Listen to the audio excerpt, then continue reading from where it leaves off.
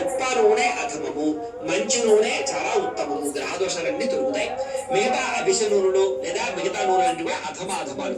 అయితే ఏ నూనెతో దీపం వెలిగించకూడదు అంటే కనుక ఆమదము నూనెతో అసలు దీపం వెలిగించకూడదు. కారణం ఏమిటంటే కనుక ఇప్పటిదాకా చేసిన మహాపాపాల మహాపుణ్యాలన్నీ కూడా నశించిపోయి దరిద్రం పట్టుకుంటూ గౌరవాది నరకాలు పొందుతారు.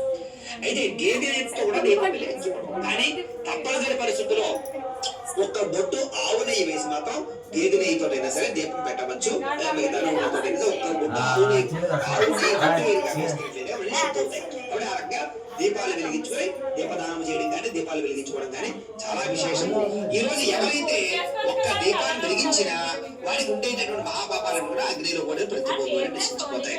ఎవరైతే ఈ రోజున స్నానము కానీ దానము కానీ పూజ కానీ చేస్తారో వాళ్ళు అదృష్టవంతులయ్యా.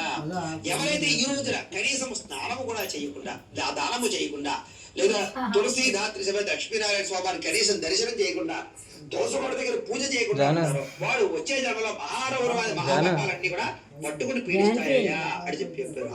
చాలా దారుణం అయితే ఖచ్చితంగా మొత్తం ఆచరించాలి అందరూ అని చెప్పేసి అనుకున్నారు. అసలు తులసి యొక్క మహాత్యం గొప్పతనం ఏమిటి, అసలు తులసికి ఎందుకు పూజ చేయాలి అని అడిగారు. అన్ని